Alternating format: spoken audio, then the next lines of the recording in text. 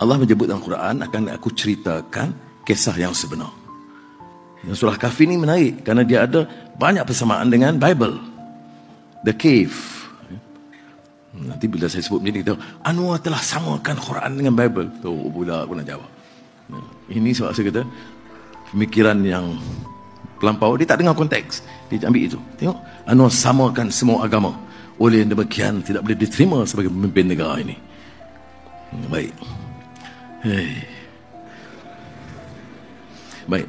Tetapi yang saya sebut dalam cave, kemana ada sejarah? Kerana sebenarnya sejarah dalam cerita cave Kahfi itu zaman Kristian, tetapi diberikan nilai yang baik bahawa ada pemuda-pemuda masa itu Kristian. Jangan lupa, kadang-kadang. Tapi kalau saya kupas begini, orang Kristian kan senang kan? Kita gunakan dalam Quran kisah sejarah di zaman Nasrani, di mana anak muda itu diselamatkan kerana prinsip mereka yang kental. Akan kuceritakan kisah sebenarnya. Apa cerita sebenarnya? Innahum fityatun amanu bi rabbihim wa zidnahum huda. Ada seorang pemimpin negara kita mengatakan bahawasanya Ashabul Kahfi beragama Kristian. Betul atau tidak, Ustaz? Mohon penjelasan. Mohon penjelasan pula dah. Seorang pemimpin dia kata sebut dah bahawasanya Ashabul Kahfi ni beragama Kristian. Inilah yang Nabi pesan ni. Yang Nabi nak suruh kita jaga sangat ni. Nah, selama ada ulama, kita dekatlah dengan ulama. Kejar ulama. Duduk sama dekat dia. Alaikum bi majlisil ulama. Selalulah kamu duduk dalam majlis ulama. Apa? Nanti dah tak ada ulama, orang akan ikut orang jahil. Ini contoh ni. Ashabul Kahfi itu orang beriman, orang mukmin. Dia kata kafir, Kristian. Kristian tu agama baru, kafir laknatullah. Faham? Mengkafirkan pemuda Ashabul Kahfi. Sesat tak? Kalau orang percaya ke dia, sesat tak? Ini yang dikatakan pemimpin-pemimpin jahil yang nak menunjuk pandai. Kerana apa? Kerana kita sudah tidak herakan alim ulama. Nampak? Innallaha yaqbidul ilma biqabdil ulama. Nabi kata jaga. Allah Ta'ala ambil ilmu kamu dengan matikan alim ulama. Akhir tinggal apa? Bila tak ada ulama, tinggal orang jahil. Faham? Nabi kata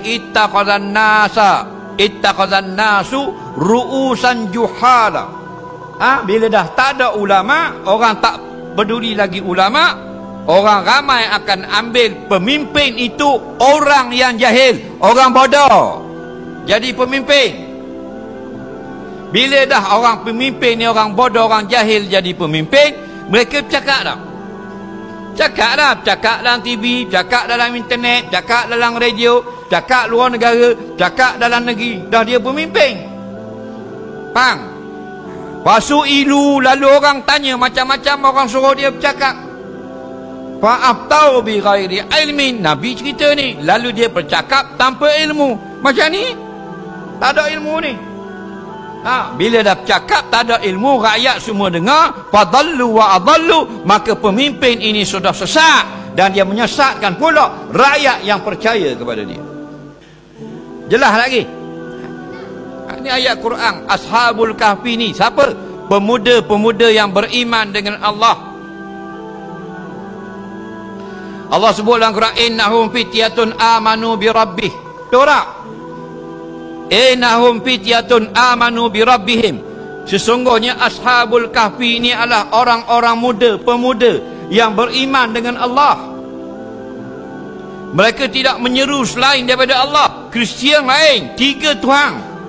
Tuhan Musa, Tuhan Nabi Isa, Tuhan Ruhul Kudus. Tiga dalam satu. Trinity. Kristian. Duk di cross. Kafir.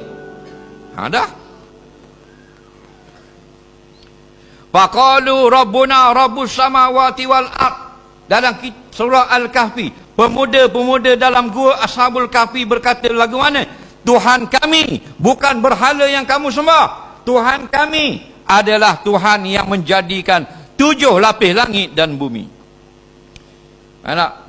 Wala nada'u min dunihi ilahan. Kami tidak menyeru selain daripada Allah sebagai Tuhan. Ashabul Kahfi Kristian. Kok mana mu sesat? Nampak? Hati-hatilah. Inilah ujian kita di akhir zaman. Naiknya pemimpin-pemimpin yang menyesatkan manusia daripada jalan Allah. Habis bila orang sesat, kullu dhalalatin finnar, ramai yang sesat itu dalam api neraka nanti.